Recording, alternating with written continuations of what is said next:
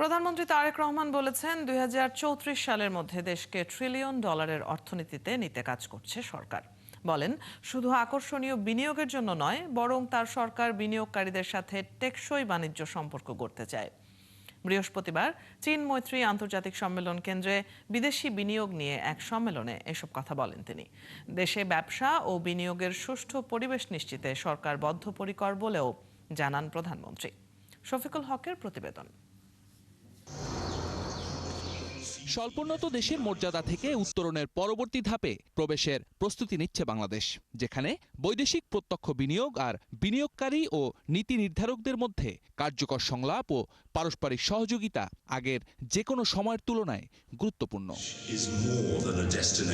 Colour expert dark sap এবং mild on hands technology সমৃদ্ধ Orix advance detergent powder, আপনার laundry expert. এমন প্রেক্ষাপটে রাজধানীর বাংলাদেশ চীন মৈত্রী সম্মেলন কেন্দ্রে driving foreign investment for jobs and prosperities in Bangladesh নিয়ে আন্তর্জাতিক সম্মেলন ও ইনভেস্টর্স এক্সপোতে যোগ দেন প্রধানমন্ত্রী তারেক রহমান। মূল সম্মেলন শুরুর আগে ইনভেস্টর্স এক্সপো পরিদর্শন করেন প্রধানমন্ত্রী, মতবিনিময় করেন অংশগ্রহণকারী প্রতিষ্ঠানগুলোর প্রতিনিধিদের সঙ্গে।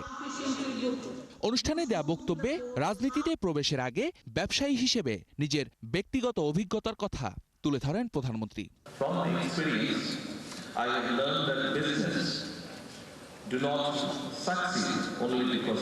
আমার অভিজ্ঞতা থেকে আমি শিখেছি যে শুধুমাত্র উদ্যোক্তার যোগ্যতা বা রাজনৈতিক প্রতিশ্রুতির কারণে ব্যবসা সফল হয় না।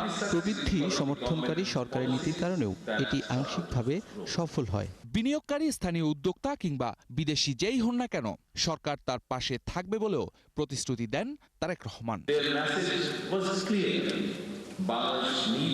দূরদর্শী বিএনপি সরকার চায় আপনাদের কোম্পানিগুলো বাংলাদেশে বিনিয়োগ সম্প্রসারণ করুক। আপনি স্থানীয় উদ্যোক্তা হন আর বিদেশি বিনিয়োগকারী।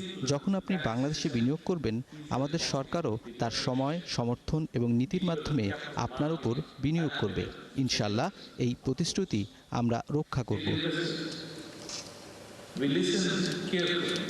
অনেক প্রতিবন্ধকতার মধ্যেও উল্লেখযোগ্য শক্তি রয়েছে উল্লেখ করে সম্মিলিতভাবে বাংলাদেশকে টেকসই সমৃদ্ধির জন্য প্রস্তুত করবে বলেও আশা করেন প্রধানমন্ত্রী।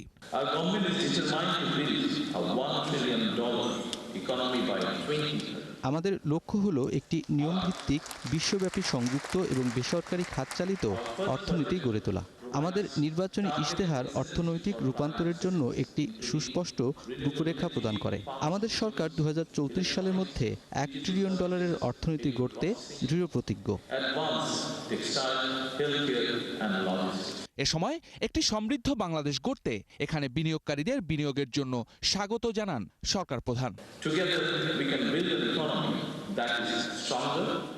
সকলকে বাংলাদেশে বিনিয়োগ করতে এবং সমৃদ্ধি লাভ করতে স্বাগত জানাই।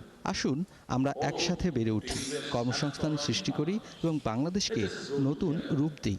আসুন আমরা একটি সমৃদ্ধ ও বিশ্বব্যাপী সংযুক্ত বাংলাদেশ করার অংশীদার হই।